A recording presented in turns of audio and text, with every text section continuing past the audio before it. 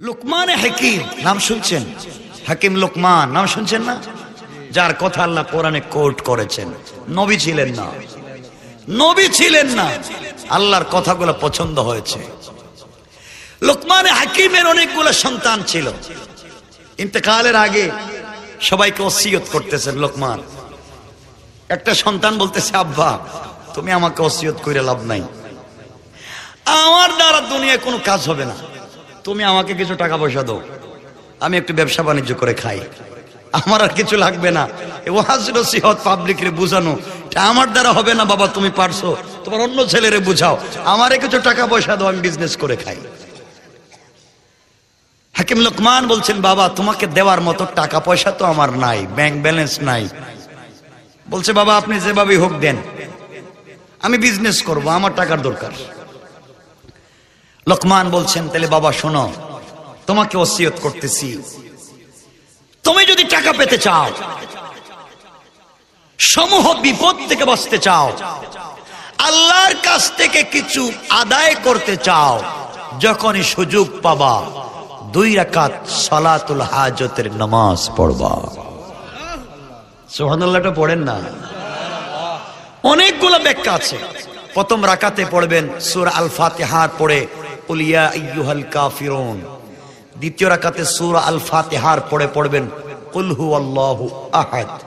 আর এই নামাজের সেজদায় গিয়ে বাংলায়, ইংরেজিতে, হিন্দিতে, আরবিতে যত ভাষা জানেন সকল ভাষায় আপনি সেজদায় পড়ে দোয়া করবেন। আল্লাহ বলছেন, গোলাম তুই সালাতুল হাজতের সেজদায় গিয়ে আমার কাছে নিজের বাসায় চাইলে তুই কি আর চাইবে, তোর চাওয়ার গতি আর কি, তুই আর কতটুকু চাইবে, যা চাইলে তার 10 গুণ বাড়াইয়া দিলাম। এজন্য কেমন ঘটনা দেখেন, হযরতে লুকমান হাকিম সন্তানকে ডেকে বললেন, বাবা তুমি চাচ্ছ তোমাকে আমি কিছু টাকা দেই, বিজনেস করো, তোমাকে দেওয়ার মতো টাকা আমার কাছে নাই, কিন্তু বাবারে আমার একটা বন্ধু আছে, অনেক দূরে সাগরের পাড়ে তার বাড়ি, তার কাছে আমি 3000 স্বর্ণ মুদ্রা পাই, 3000 স্বর্ণের টাকা পাই, তার কাছে গিয়ে তুমি টাকা এনে বিজনেস করতে পারো, আমার কোনো আপত্তি নাই, কিন্তু বাবারে ওখানে যাওয়ার আগে তুমি কঠিন কঠিন বিপদের সম্মুখীন হতে পারো, মরেও যেতে পারো, পৃথিবীতে হয়তো কোনোদিন বাঁচবে না, মরে যেতে পারো, তুমি কি পারবে ওই জায়গায় যেতে? হাকিম লুকমান বললেন, সন্তান শোনো, তোমাকে আমি ওসিয়ত করছি, টাকা আনতে যখন যাইবা ঘর থেকে বের হলে মহা বিপদে পড়ে যাবা। 1 নাম্বার বিপদ হলো বাবারে, ঘর থেকে যখন বের হবা যাওয়ার আগে 2 রাকাত সালাতুল হাজত পড়ে যাইও।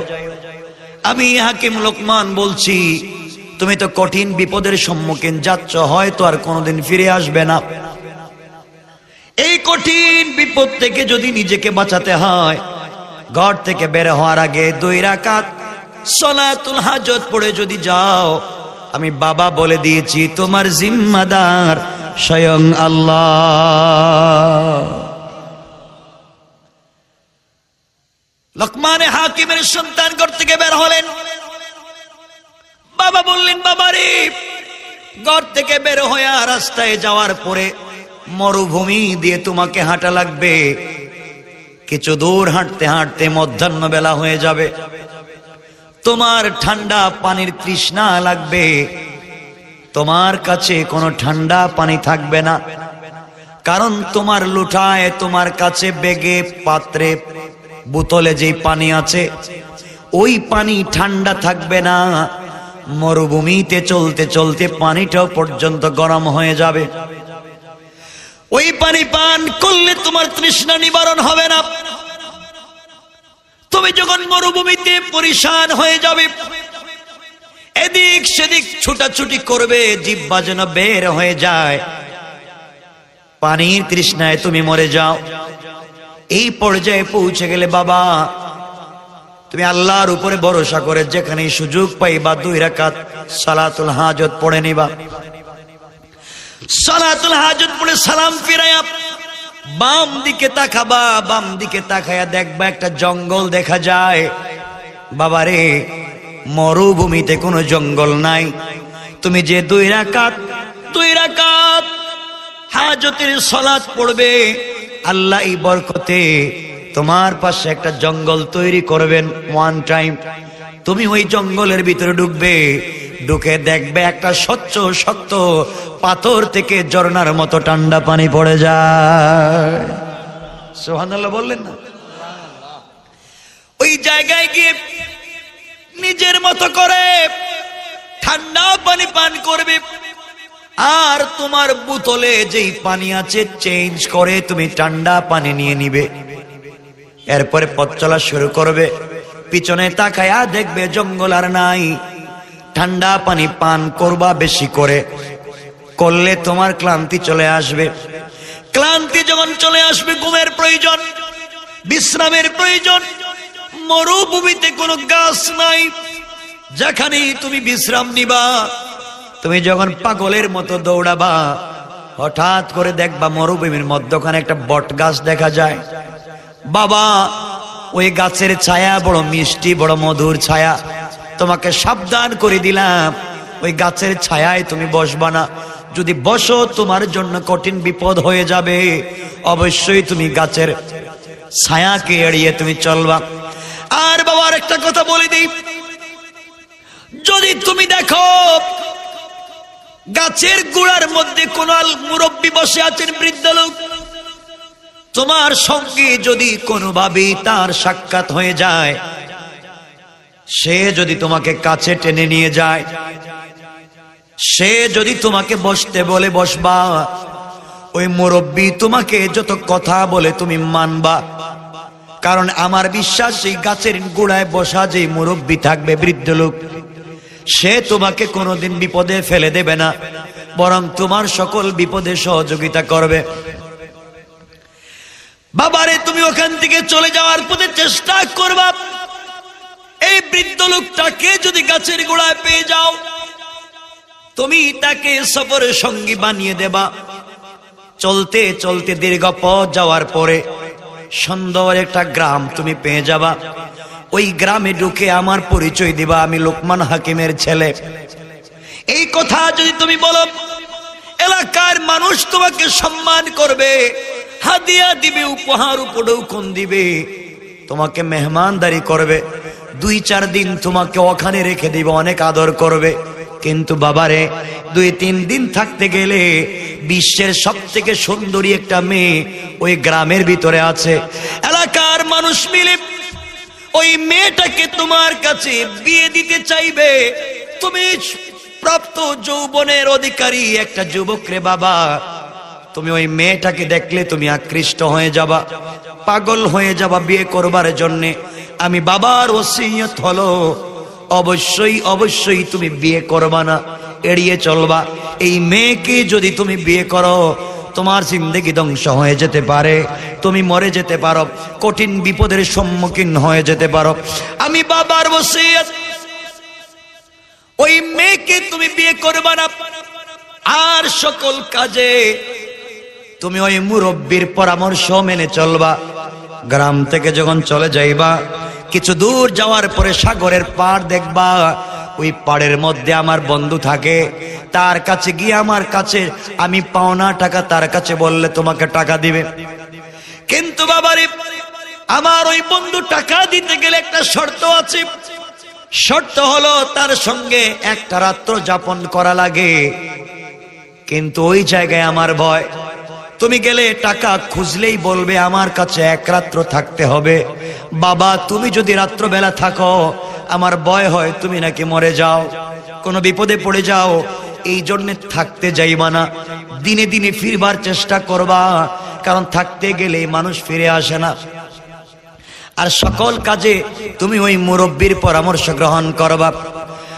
তারিখ ইবনে জারির তামারিতে লিখে হাকিম লোকমান শেষ পর্যন্ত বললেন, বাবা, যত বিপদ আসুক না কেন, যত মুসিবত আসুক না কেন, সকল বিপদের আগে সকল বিপদের পরে 2 রাকাত সালাতুল হাজত পড়ে নিবা।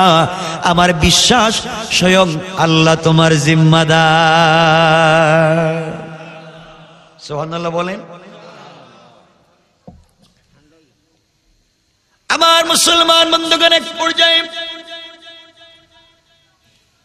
লোকমান হাকিমের ছেলে ঘর থেকে বের হলেন। রাস্তায় যাওয়ার পরে তৃষ্ণার্ত হয়ে গেলেন, জিহ্বা যেন বের হয়ে যায়। কঠিন বিপদে পড়ে গেলেন। কি কষ্ট, বাবার কথা মনে পড়েছে। বাবা বলেছেন যত বিপদ হোক 2 রাকাত নামাজ পড়ে নিও। তিনি 2 রাকাত সালাত আদায় করলেন। আদায় করে আল্লাহর কাছে দোয়া করলেন। মুনাজাত শেষ করে বাম দিকে তাকায়া দেখেন এই মরুভূমির মধ্যে সুন্দর একটা বাগান দেখা যায়, জঙ্গল। তিনি জঙ্গলের ভিতরে প্রবেশ করে দেখেন একটা পাথর থেকে ঝর্ণার মতো ঠান্ডা পানি গড়িয়ে পড়ে যায়। কাছে গেলেন, পানি পান করলেন। ঠান্ডা পানি নিজের মতো করে পান করে বোতলের মধ্যে ঠান্ডা পানি নিলেন। বের হয়ে গেলেন জঙ্গল থেকে। কিছু দূর চলবার পরে আবার পরিশান হয়ে গেলেন। কিছু ক্লান্তি চলে আসলো, বিশ্রামের প্রয়োজন। লোকমানের ছেলে বিশ্রামের জায়গা পাচ্ছেন না, এদিক সেদিক ঘুরতেছেন। হঠাৎ করে তাকায়া দেখেন মরুভূমির মধ্যখানে সুন্দর একটা বড় বট গাছের মতো একটা গাছ দেখা যায়, ছায়া আছে। মন চায় ছায়ায় গিয়ে তিনি যেন বিশ্রাম নেন। আবার মনে পড়ে গেছে বাবা নিষেধ করেছেন ওই গাছের ছায়ায় বসা যাবে না, বসলে বিপদ। এমন সময় তাকায়া দেখেন একজন বৃদ্ধ লোক ওই গাছের গোড়ায় বসে আছে। গাছের গোড়ায় বসে বসে কি যেন ধ্যান করতেছে। লোকমান হাকিমের ছেলেকে দেখে ডাক দিয়ে বলছে, বাবা এদিকে আসো। এদিক সেদিক তাকাও কেন, আমার কাছে বসো। তিনি বললেন, আঙ্কেল আপনাকে চিনতে পারলাম না। আমার বাবা বলেছেন এই গাছের গোড়ায় ছায়ায় বসা যাবে না, বসলেই বিপদ। বৃদ্ধ লোক ডাক দিয়া বলছে, বাবারে তোমার বাবা কি বলে নাই গাছের গোড়ায় যদি কোনো বৃদ্ধ লোককে পাও তার কথাগুলা মানবা, তার পরামর্শ মতো চলবা, সে তোমাকে বিপদে ফেলে দেবে না। তোমার বাবা কি বলে নাই? লোকমান হাকিমের ছেলে বলছেন, আঙ্কেল বাবা তো বলেছেন। তাহলে তুমি আসো আমার কাছে এসে বসো, গাছের গোড়ায় বসো, তুমি বিপদে পড়বে না, আমি তোমাকে সাপোর্ট দেব। লোকমান হাকিমের ছেলে গাছের গোড়ায় গেলেন, ঠান্ডা পানি পান করলেন, 2 রাকাত নামাজ পড়লেন, সালাতুল হাজত পড়ে গাছের গোড়ায় বিশ্রাম নিলেন। দীর্ঘ পথ চলবার কারণে ক্লান্ত ছিলেন। যখনই শুয়ে পড়লেন ঘুম লেগে গেল। ঘুম লেগে যাওয়ার পরে কিছুক্ষণ পরে একটা বিষাক্ত সাপ গাছের গোড়া থেকে বের হয়ে লোকমান হাকিমের ছেলের মাথায় দংশন করল। ঘুমের মধ্যে বিষাক্ত সাপের বিষে অজ্ঞান হয়ে গেলেন। এই বৃদ্ধ লোকটা দেখলেন আমার কথায় লোকটা গাছের গোড়ায় বসেছে, কঠিন বিপদ হয়েছে। তার বাবাই তো বলেছিল বসলে বিপদ। কঠিন বিপদ হয়ে গেছে, আমাকে কিছু করা লাগবে। তিনি সাপটাকে ধরলেন, ধরে সাপটাকে ডেকে বললেন, সাপরে যেদিকে বিষ দিয়েছিল ওখান থেকে বিষটা টেনে নিয়ে যা। সাপ যখন হাকিম লোকমানের সন্তানের মাথার থেকে বিষাক্ত বিষগুলো নিয়ে গেল, নিয়ে যাওয়ার পরে এই বৃদ্ধ লোকের হাতে ছিল একটা ছুরি। এই ছুরি দিয়া সাপটাকে দ্বিখণ্ডিত করে দিলেন, 2 টুকরা করে দিলেন। 1 টুকরা রাস্তায় ফেলে দিলেন, ওই জায়গায় রেখে দিলেন। আরেক টুকরা তিনি রেখে দিলেন লোকমান হাকিমের সন্তানের ব্যাগে। আমার মুসলমান বন্ধুগণ, রেখে দেওয়ার পরে কিছুক্ষণ পরে লোকমান হাকিমের সন্তানের ঘুম ভেঙে গেল। ঘুম ভেঙে যাওয়ার পরে তিনি ভয় পেয়ে গেলেন, অর্ধেক সাপ দেখে চিল্লাতে শুরু করলেন। বৃদ্ধ লোকটা বলছে, বাবা চিল্লাইয়া লাভ নাই, এই সাপ অর্ধেক মৃত, তোমার কোনো ক্ষতি করবে না, তোমার কোনো বিপদ হবে না। বিপদ ছিল তোমার মাথায় দংশন করেছে, আমি এই জন্য তাকে 2 টুকরা করে দিয়েছি, কিন্তু 1 টুকরা সাপ লোকমান হাকিমের সন্তানের ব্যাগের ভিতরে রেখেছেন, তা তিনি বললেন না। এইভাবে কিছু সময় চলে গেল। বৃদ্ধ লোকটা বললেন, বাবা কঠিন বিপদ থেকে বেঁচে গেলাম, মৃত্যুর হাত থেকে তুমি বেঁচে গিয়েছো, 2 রাকাত সালাতুল হাজত পড়ে নাও। তিনি 2 রাকাত সালাত আদায় করলেন। করার পরে ডাক দিয়ে বলছেন, আঙ্কেল আমাকে তো অমুক গ্রামে যাওয়া লাগবে, যাও। লোকমান হাকিমের ছেলে বলছেন, আঙ্কেল একা যেতে মন চায় না, আপনি যদি আমার সাথে যান। বৃদ্ধ লোকটা বলছে, তুমি যদি চাও আমি যাব। এই লোকটাকে সাথে নিয়ে লম্বা দীর্ঘ পথ চলা শুরু করলেন। গ্রামে যাওয়ার পরে গ্রামে যখন পৌঁছে গেলেন, নিজের পরিচয় দিলেন, বাবার পরিচয় দিলেন। দিতে দেরি হয়েছে, গ্রামের মানুষ পাগল হয়ে গেল। লোকমান হাকিমের ছেলে ভালোবাসতে লাগলো, সবাই দাওয়াত করে খাওয়াতে লাগলো।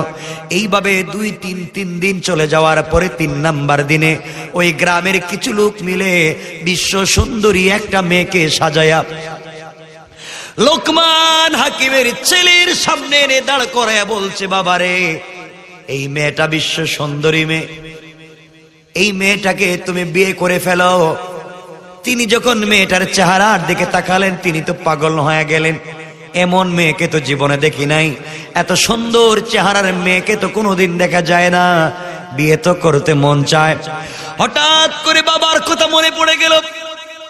বাবা বলেছেন, ওসিয়ত করেছেন, যদি এমন কোনো বিপদে পড়ে যাও অবশ্যই মেয়েকে বিয়ে করবা না, তোমার বিপদ হয়ে যাবে।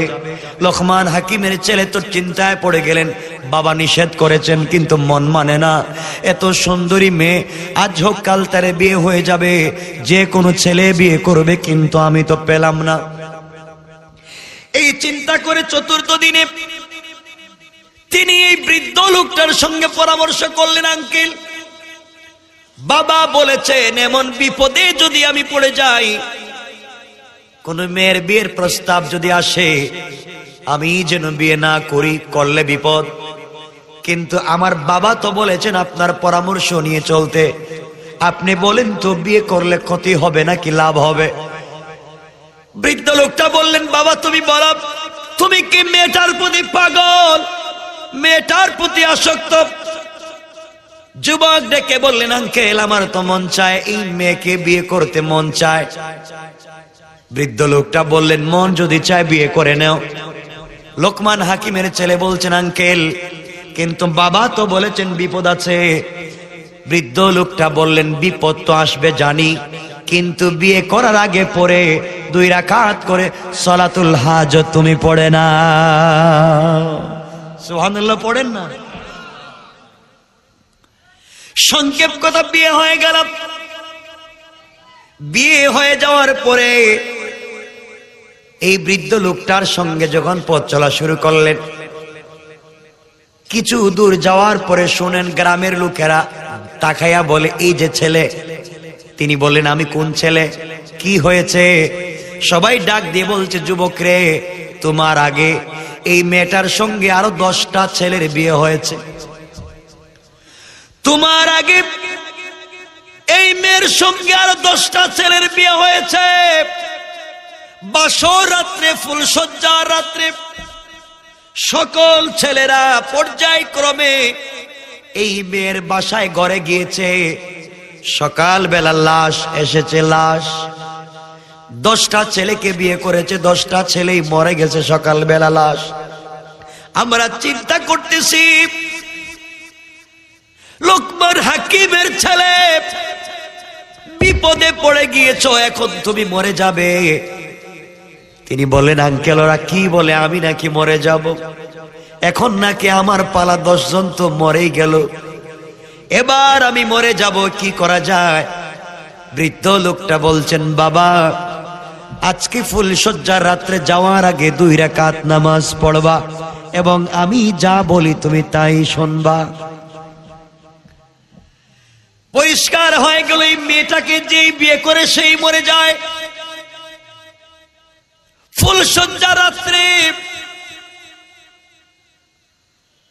হাকিম লুকমানের ছেলে এই বৃদ্ধ লোকটার সঙ্গে বাহিরে দাঁড়িয়ে আছেন।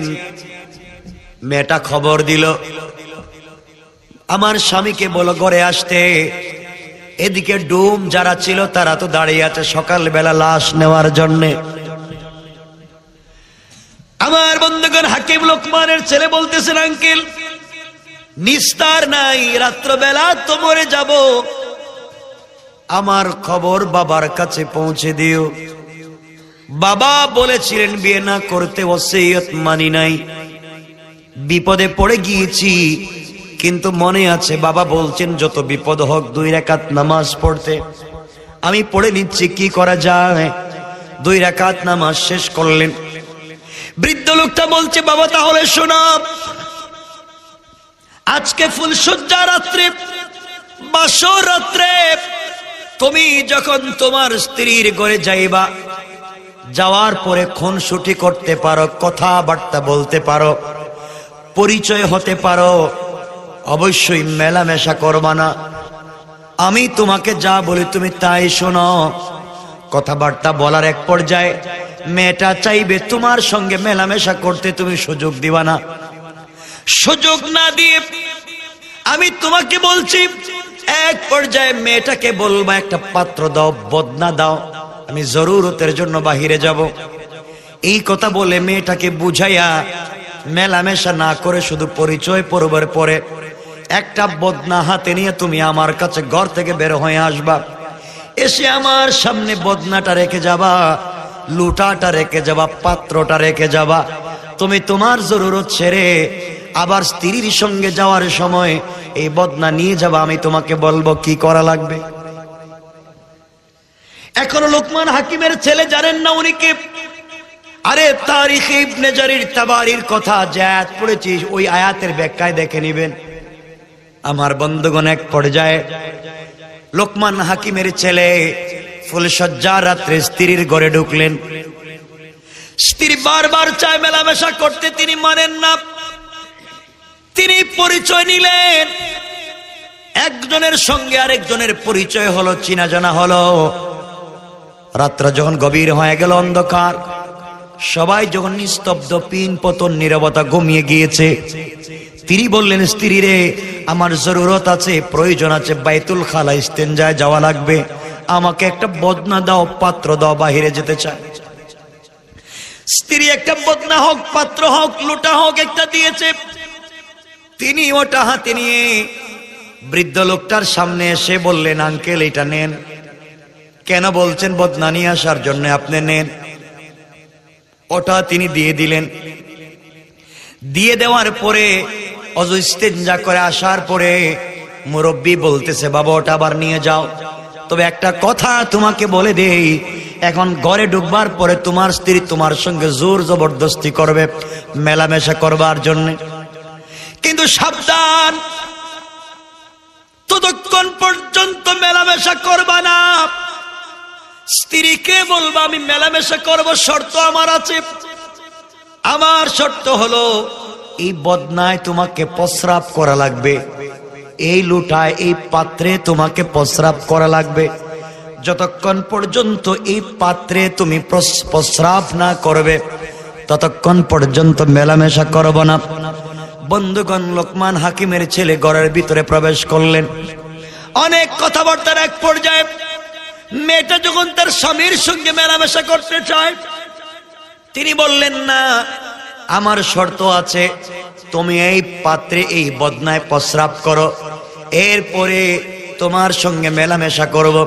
স্ত্রী এক পর্যায়ে কথাগুলা এক পর্যায়ে স্বামীর কথা মানতে বাধ্য দেখছে, আর মেলামেশাই করবে না।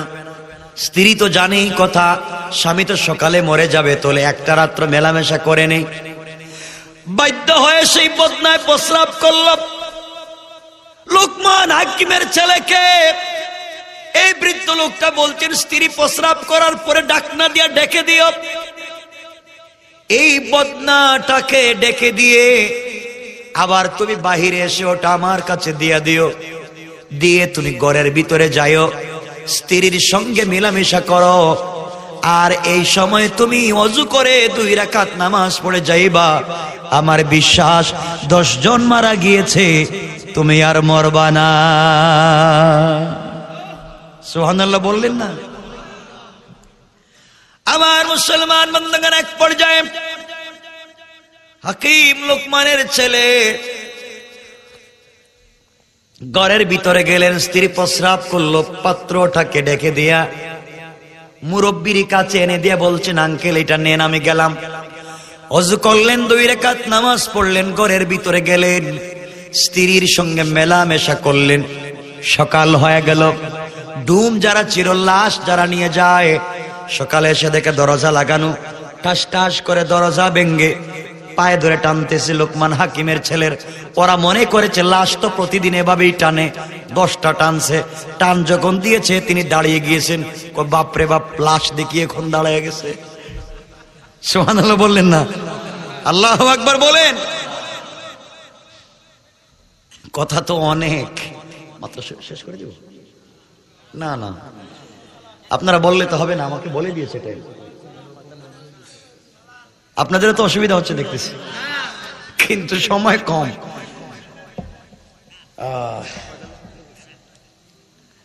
আমার বন্ধুগণ শুনেন, কথা অনেক লম্বা। হ্যাঁ, অসুবিধা হচ্ছে? আমার মুসলমান বন্ধুগণ, এক পর্যায়ে তিনি দাঁড়িয়ে বললেন, কি ব্যাপার, তোমরা আমার পায়ে ধরে টানো কেন? তুমি কি মরো নাই? আমি কেন মরে যাব? 10 জনই তো মরছে, আমরা মনে করছি মরে গেছো। ওরা ভাবছে এটা মানুষ না, এটা জিন্নাত, ভূত, দৌড় দিছে, ভাগছে। সবাই যখন তাকে ছেড়ে চলে গেছে, স্ত্রী বলে, স্বামী কি ব্যাপার, তুমি দেখি মরো নাই? লোকমান হাকিমের ছেলে বললেন, তোমরা কি চিন্তা করো সবাই মরে যাক? তিনি বের হয়ে আসলেন, এই মুরব্বির সঙ্গে দেখা করলেন, বলেন, আঙ্কেল সবাই মরে যায়, আমি মরলাম না কেন আপনি বলেন? বৃদ্ধ লোকটা বলছেন, বাবা তাহলে শোনো, পুরা এলাকার মহল্লার লোক জমা হয়ে গেছে, লোকটা তো মরে গেছে, এসে দেখে জিন্দা। কেউ বলে লোকমান হাকিমের ছেলে হয়তো হেকমত কইরা বাইচা গেছে, নাইলে তো বাঁচতে পারার কথা না, বাঁচলো কেমনে? এই মেয়ের হাতে 10 জন ছেলে খুন হলো, সে কেমনে বাঁচলো? তিনি তো নিজেও জানেন না কেমনে কি হলো। এক পর্যায়ে মুরব্বি বলতেছেন, বাবা শোনো, ঘটনা শোনো, তুমি কেমনে বেঁচে গেলা? আমি জানতে পারলাম এখানে একটা কঠিন দুর্ঘটনা আছে। দুর্ঘটনা হলো, তোমাকে কেন বলেছি একটা পাত্র বদনার কথা বলবা, স্ত্রীকে বদনায় তুমি প্রস্রাব করাবা। শোনো রে বাবা, এখন ওই বালতিটা বা বদনাটা, পাত্রটা খোলো, দেখো তো কি আছে। লোকমান হাকিমের ছেলে খুললেন, খুলে দেখেন 2টা আস্ত সাপ আর একটা কাটা সাপ। আশ্চর্য হয়ে গেলেন, কি ব্যাপার আঙ্কেল, আমার স্ত্রী প্রস্রাব করছে, খালি একটা পাত্র রাখলাম, সাপ আসলো কোত্থেকে? এগুলা তো দেখতেছি অনেক বিষাক্ত সাপ। 2টা সাপ মারামারি করতেছে দেখেন, আর একটা কাটা সাপ। কাটা হলো ওই কাটা সাপ, এক পিস যে গাছের গোড়ায় ফেলে দিয়েছিলেন, আর এক পিস যে ব্যাগে ছিল, মনে আছে? এই এক পিস। লোকমান হাকিমের ছেলে বলছেন, আঙ্কেল আমি কিছুই বুঝি না, আমাকে বুঝাইয়া দেন। মুরব্বি বললেন, বাবা শোনো, আমি জানতে পারলাম এই মেয়েটার ভিতরে 2টা বিষাক্ত সাপ পেটের ভিতরে আছে। আমি জানতে পেরেছি এই মহিলার পেটের ভিতরে 2টা বিষাক্ত সাপ আছে। সে যখন বিয়ে করে কোনো ছেলের সঙ্গে মেলামেশা করতে যায়, ওই বিষাক্ত সাপ দংশন করে তাদেরকে মেরে ফেলে। এই জন্য তারা মরে যায়। আমি যখন জানতে পারলাম, এই জন্য তোমার ব্যাগের ভিতরে অর্ধেক একটা সাপ ছিল, ওই সাপটাকে তোমার ওই লুটায় বদনায় রেখে দিলাম। রেখে দিয়ে বলেছি স্ত্রীকে বলবা ওই জায়গায় প্রস্রাব করতে। স্ত্রী যখন প্রস্রাব করতে গেল, ভিতরে দুইটা সাপ, বাহিরে যখন একটা সাপকে দেখেছে, ওকে মারবার জন্য দুটা বের হয়ে চলে এসেছে। চলে আসার পরে আমি বলেছি মুখটা ঢেকে দাও। সাপ বের হয়ে গিয়েছে, তুমি বেঁচে গিয়েছো, এই জন্য তুমি মরো নাই। আর ওই তিনটাকে মেরে ফেললাম, হত্যা করে ফেললেন। বন্ধুগণ শুনবেন, ওই জায়গায় তিনি 2 রাকাত নামাজ পড়ে আল্লাহর কাছে শুকরিয়া আদায় করলেন। লম্বা কথা সংক্ষেপ করে বলি, দীর্ঘ পথ আবার তারা চলতে লাগলেন, সামনের দিকে যেতে লাগলেন। যেতে যেতে সাগরের পাড়ে চলে গেলেন। গিয়ে দেখেন একজন বৃদ্ধ লোক বসে আছে। ডাক দিয়ে বলেন, আঙ্কেল আমি লোকমান হাকিমের ছেলে, আপনি আমার বাবার টাকা পয়সা দিয়ে দেন। 3000 স্বর্ণের টাকা আপনার কাছে আমার বাবা পান। লোকটা বলতেছে, বাবা আমি তো দিতে চাই, তোমার বাবা প্রায় দিন প্রায় সময় লোক পাঠায়, কিন্তু আমার শর্ত হলো রাত্রে থাকা লাগবে, কেউ থাকে না বিদায় টাকা দিতে পারি না। তুমি যদি আজকে রাত্রে থাকো, সকালবেলা তোমাকে টাকা দিব। লোকমান হাকিমের ছেলে বললেন, না থাকা যাবে না, বাবা নিষেধ করেছেন, থাকলে বিপদ আছে, থাকা যাবে না। হঠাৎ মনে পড়ল বাবা বলেছেন যত বিপদ হোক না কেন সকল কাজে মুরব্বির কাছ থেকে পরামর্শ নিতে হবে। বৃদ্ধ লোকটাকে বলেন, আঙ্কেল আপনি বলেন, আপনি বলেন রাত্রে থাকবো কিনা, চলে যাব, না থাকলে টাকা পাওয়া যাবে না। মুরব্বি বলছেন, বাবা যেহেতু আসছো টাকার জন্য, তো টাকা ছাড়া গিয়ে তো লাভ নাই, মধ্যখানে যা হয়েছে তো সব ফাও ফাও হইল। তোমার উদ্দেশ্য তো ছিল টাকা, বাবার কাছ থেকে আসছো টাকা নেওয়ার জন্য, বিজনেস করার জন্য, মধ্যখানে বিয়ে করছো, যা করছো সব তো এমনে এমনে, টাকা তো পাইলা না, আসছো যেহেতু টাকা নিয়ে যাও, রাত্রে থাকো। লোকমান হাকিমের ছেলে বলেন, আঙ্কেল থাকলেই তো মরা লাগবে। তিনি বলছেন, আমার বিশ্বাস তুমি 2 রাকাত সালাতুল হাজত পড়বা, আমার বিশ্বাস আমার আল্লাহ তোমাকে হেফাজত করে দিবে। সুবহানাল্লাহ পড়লেন না? আমার মুসলমান বন্ধুগণ, মুরব্বিকে বলেন, আঙ্কেল আমরা রাত্রে থাকবো। এই লোকটা যার কাছে লোকমান হাকিম টাকা পান, সে একটা বাড়ি বানাইছে সাগরের মধ্যখানে, প্রায় সাগরের মধ্যখানে পাড়ের মধ্যে চড়ে একটা 2 তলা বাড়ি বানাইছে। 2 তলার এক রুমে সে নিজে থাকে, আরেক রুমে তার 2টা সন্তান থাকে। আর যারা তার কাছে ঋণের টাকা নিতে আসে, পাওনা টাকা নিতে আসে, তাদেরকে নিচতলায় ঘুমাইতে দেয়। তারা যখন নিচের তলায় ঘুমাইয়া যায়, তখন রাত্রবেলা সাগরের জোয়ার এসে নিচতলা ডুবাইয়া দেয়, লোকগুলা মরে যায়, সকালে টাকা দেওয়া লাগে না। প্রতারণা বুঝতেছেন আপনারা? শুধু সংক্ষেপ করে বুঝিয়ে দিচ্ছি তার প্রতারণার সিস্টেম। মানে যেই টাকা নিতে আসবেন মরা লাগবে, টাকা পাবেন না। আমার মুসলমান বন্ধুগণ, তারা 2 জনকে নিচতলায় ঘুমাতে দিলাম। হাকিম লোকমানের ছেলে 2 রাকাত নামাজ পড়লেন। এই মুরব্বি ঘুমাতে গেলেন, ঘুম আসে না। তিনি বুঝতে পারলেন কখন জানি পানি আসবে, জোয়ার এসে ডুবাইয়া দিবে, মইরা যাব। ওরা তো উপরে ঘুমায়।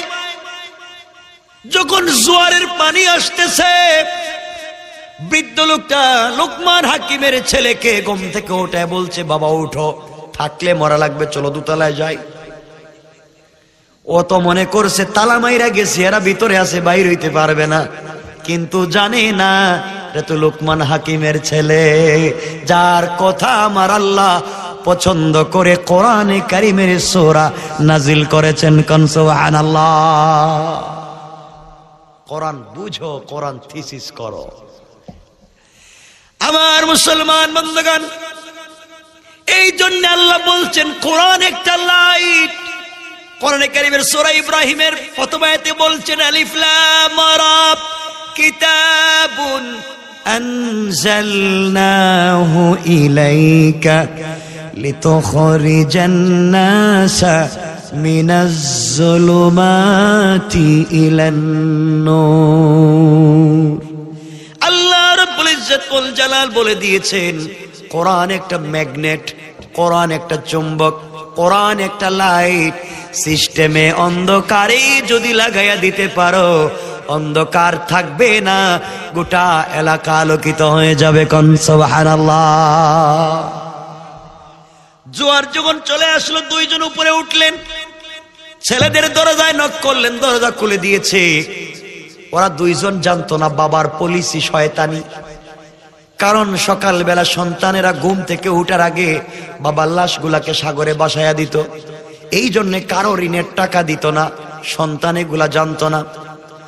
দুইজন লোক যখন উপরে উঠে গেল, দরজায় নক করেছে, দুই ভাই দরজা খুলে দিয়েছে। কি ব্যাপার, আপনারা আসছেন কেন? বাবা, নিচে ঘুমাইতে পারি না, কখন জোয়ারের পানি চলে আসে। তোমরা দুই ভাই যে রুমে ঘুমা আমাদেরকে আজকে রাতে থাকতে দাও। ওরা তো জানে না কেন এসেছে দুইজন, তাদের বাবার সঙ্গে কি লেনদেন। দুই ভাই ডাক দিয়ে বলছে, আঙ্কেল আপনি নিয়ে এসেছেন লোকমান হাকিমের ছেলে, ওনাকে বিশ্বের মানুষ বড় পছন্দ করে, ওনার ছেলেকে আমিও পছন্দ করি, এই জন্য আমরা দুই ভাই আজকের রাত্রে নিচতলায় থাকবো, আপনারা দোতলায় থাকেন। সুবহানাল্লাহ বললেন না? আল্লাহ বলছেন এটা আমার কৌশল। আল্লাহ বলছেন ওয়া মাকারু ওয়া মাকারাল্লাহ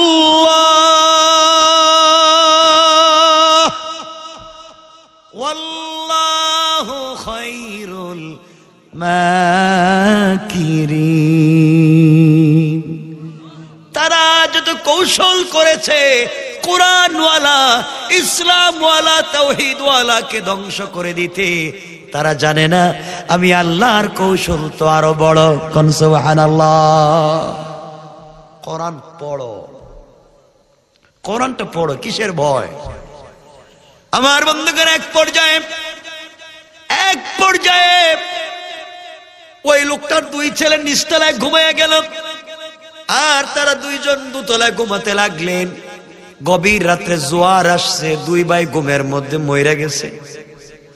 সকালবেলা ওই লোকটা ঘুম থেকে উঠে আগে ছেলেদের দরজায় তালা মারছে যেন বাইরে হইতে না পারে। আসলে জানে না ভিতরে ছেলে নাই, দুইজন পথিক শুয়ে আছে। নিচের রুমে আসছে মুসাফির দুইজন লোকমান হাকিমের ছেলে, আর ওই বৃদ্ধ লোকটার লাশ সাগরে বাসায়া দেওয়ার জন্য দরজা খুলে দেখে তার ছেলে।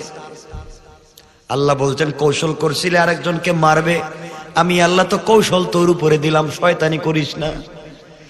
আমার বন্ধুগণ কষ্ট পাইল, দোতলায় গেল।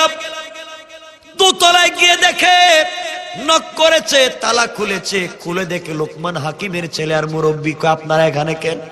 কয় আপনার টাকা দেয়া লাগবে, আজকে শয়তানিতে কাজ হবে না।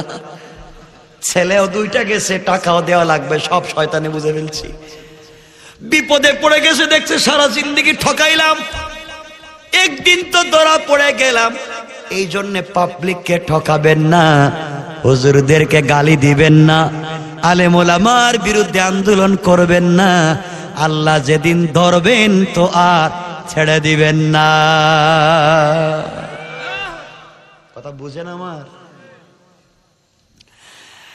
টাকা নিলেন, টাকা ঠিক মতো 3000 স্বর্ণ মুদ্রা দিল। নেমে আসলেন, 2 রাকাত সালাতুল হাজতের নামাজ পড়লেন। রাস্তায় আসার পরে মুরব্বী বলতেছেন, বাবা চলে যাও বাড়িতে, আমি আর তোমার সঙ্গে যাব না, তোমার রাস্তার সফরের জন্য আমি তোমার সহযোগী ছিলাম, আমি আর যাব না। এখন তুমি একা একা চলে যাও, আর কথা হলো রাস্তায় যা পাইলা আমি তো তোমাকে সহযোগিতা করলাম, কি তুমি নিবা কি আমাকে দিবা, বাট করো। লোকমান হাকিমের ছেলে বলেন, আঙ্কেল আপনাকে পেয়ে তো আমি বেঁচে গেলাম, সকল কাজে আপনি সহযোগিতা করেছেন, 3000 স্বর্ণ মুদ্রা আপনি নিয়ে নেন, আমি আমার বউ নিয়ে বাড়িতে যাই। আমি শুধু আমার বউ নিয়ে বাড়িতে গেলেই চলবে, আপনি টাকাটা নেন। মুরব্বী বলছে, বাবা তুমি যদি আমাকে টাকা দাও, তোমার সফরের মূল উদ্দেশ্য ছিল টাকা, বাবার কাছ থেকে এসেছো টাকা নিয়ে বিজনেস করবা, তুমি আমাকে টাকা দিলে তুমি কেমনে চলবা? টাকাটা কয়, তাহলে অর্ধেক নেন। মুরব্বী বলছেন, বাবা বউ তুমি নিয়ে যাও, টাকাও সবগুলা তুমি নিয়ে যাও, আমার টাকাও লাগবে না, পয়সাও লাগবে না, কিছুর ভাগ চাই না। তোমার কাছে একটা ওসিয়ত করে যাই, বাড়িতে গিয়ে তুমি তোমার বাবার কাছে আমার পরিচয় দিয়ে সালামটা জানাইয়া দিবা। এবার লুকমান হাকিমের ছেলে ডাক দিয়ে বললেন, আঙ্কেল আপনার পরিচয়টা তো জানলাম না, কিসের পরিচয় দিব বাবার কাছে? এমন সময় মুরব্বী বলতেছেন, যুবক তুমি শোনো, আমার পরিচয় জানো না? আমি হলাম মালাইকাতুল্লাহ, আল্লাহর একজন রহমতের ফেরেশতা। তুমি যে ঘর থেকে বের হওয়ার সময় 2 রাকাত সালাতুল হাজত পড়েছিলে, আল্লাহ আমাকে তোমার পাহারাদারির জন্য নিযুক্ত করেছিলেন। আর তোমার বাবা দোয়া করেছিলেন, এই যেন ফেরেশতাটা মানুষের সুরত ধরে তোমাকে হেফাজত করে। এই জন্যে পুরা রাস্তা তোমার 2 রাকাত সালাতুল হাজতের বিনিময়ে আমি পুরা রাস্তা তোমার জিম্মাদার হয়ে গিয়েছিলাম। কোন সুবহানাল্লাহ। বুঝাতেই চাইছিলাম এর ফজিলত, বুঝতে পারতেছেন আমার কথা? সুতরাং তুমি তোমার বাবার কাছে গিয়ে আমার পরিচয় দিবে। তুমি যে নামাজ পড়ে বের হয়েছিলে, আল্লাহ তোমাকে বাঁচাবার জন্য একজন ফেরেশতা পাঠিয়েছিলেন, আমি তোমাকে বাঁচিয়েছি। এই কথাই তো আমার আল্লাহ আমার তেলাওয়াতকৃত আলোচ্য আয়াতের 3 নম্বর শব্দে বললেন, গোলাম ওয়াল্লাযীনা ইয়াবিতুনা লিরাব্বিহিম সুজদাও ওয়া কিয়ামা। বিপদ যখন চলে আসবে, সমস্যায় যখন পড়ে যাইবা, সাজদা করবা আল্লাহর পায়ে, রুকু করবা আল্লাহর পায়ে। আমার বন্ধুগণ, লম্বা ঘটনা। এখন লোকমান হাকিমের ছেলে বাড়িতে আসবেন, মধ্যখানে কি ঘটবে তা বলার দরকার নাই।